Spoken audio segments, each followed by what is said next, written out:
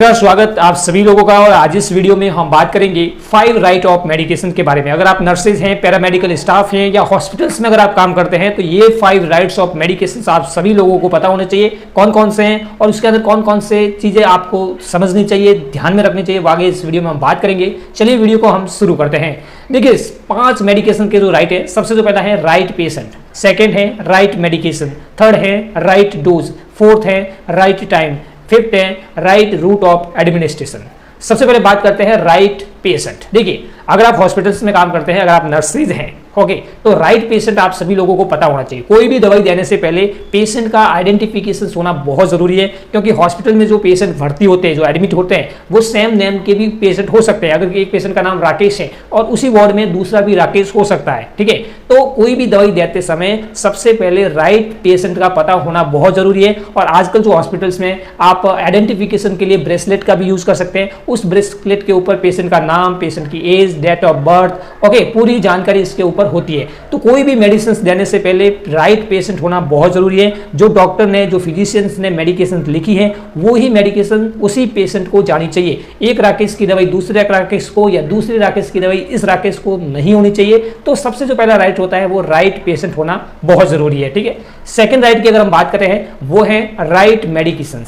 देखिए कोई भी दवाई डॉक्टर, जो फिजिशियंस दवाई लिखता है, जो फाइल्स होती है, जो दवाई का नाम लिखा है, वही दवाई उस पेशेंट को जानी चाहिए। राइट मेडिकेशन होनी चाहिए, क्योंकि आजकल बाई गलती से भी दूसरी दवाई नहीं जानी चाहिए, ओके। तो दवाई को ड्रॉवर से निकालते वक्त आपको एक बार चेक करना है, दवाई के ऊपर जो लेबल लिखा हुआ है, उस लेबल के ऊपर जो दवाई का नाम लिखा है और डॉक्टर ने जो दवाई लिखी है वो सेम होनी चाहिए, ओके। तो लेबल दवाई के ऊपर जो लगा हुआ होता है वो अच्छे तरीके से पढ़कर ही वो दवाई आपको उसी पेशेंट को देनी है। तो किसी भी पेशेंट को जो दवाई लिखी है डॉक्टर ने, वो ही दवाई उस पेशेंट को जानी चाहिए, ठीक है। सेकंड जो बात करते हैं कि किसी दूसरे के द्वारा बनाई हुई अगर कोई दवाई है, प्रिपरेशन की हुई दवाई है और उसके ऊपर अगर कोई लेबल नहीं है, तो वो कभी भी आपको पेशेंट को नहीं देनी है, ओके।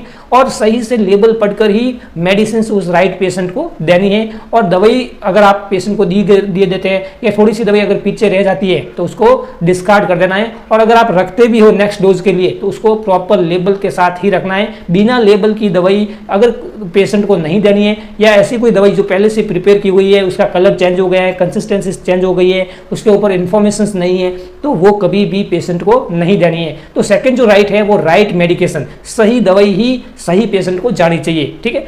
नेक्स्ट जो अगर हम राइट की बात करें वो है राइट डोज, ओके। देखिए जो भी डॉक्टर कोई भी पेशेंट को दवाई प्रिस्क्राइब करता है तो डोज जरूर लिखते हैं। तो जो डॉक्टर ने डोज लिखी है फाइल में, वही डोज में आपको पेशेंट को देनी है। मन से कोई दूसरी डोज उस पेशेंट को नहीं देनी है, ठीक है। और डोज करने के आपको कुछ एब्रीवेशन होते हैं, जैसे मिलीग्राम है, ग्राम है, ठीक है, ml है, mg है। तो ये चीजें आपको शॉर्ट फॉर्म पता होनी चाहिए डोजिंग की। तो डोज जो है वो सही डोज में ही पेशेंट को मेडिकेशन करनी है। तो ये जो थर्ड जो राइट है वो राइट डोज पेशेंट को देनी है, मन से कोई भी डोज नहीं देनी है। और अगर आप 2 ml 5 ml अगर आप मेजर करना चाहते हैं तो कैलिब्रेटेड जो इंस्ट्रूमेंट होते हैं, जो मतलब कि ग्लासवेयर वगैरह होते हैं, उसी से आपको मेजर करना है। सिरिंज से आप मेजर कर सकते हैं। तो राइट डोज पेशेंट को जानी चाहिए। थर्ड अगर मेडिकेशन की अगर बात करें तो वो है right time.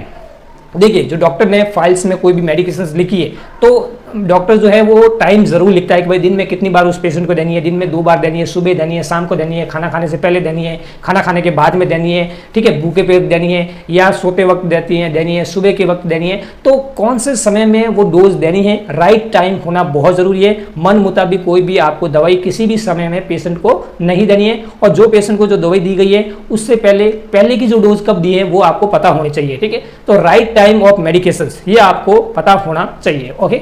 Next and last अगर बात करें वो है राइट रूट ऑफ एडमिनिस्ट्रेशन। देखिए जो दवाइयाँ होती है, जो भी फॉर्मुलेशंस होती है, वो किस तरह से पेशेंट को देनी है वो डॉक्टर उस फाइल में जरूर लिखते हैं कि भाई माउथ देनी है, या वो भाई इंट्रावीनस देनी है, या इंट्रापेरिटोनियल देनी है, सबकटेनियस देनी है। तो वो फाइल में लिखा हुआ होता है, वो पढ़कर ही आपको पेशेंट को देना है। मन से कोई भी रूट नहीं देना है, ओके। और एक बार आपको जरूर कंफर्म करना है कि भाई जो फाइल्स में रूट लिखा हुआ है डॉक्टर के द्वारा, वो रूट उस मेडिसिन के ऊपर लिखा हुआ है या नहीं। कभी कभी क्या होता है भाई गलती भी हो सकती है, ठीक है।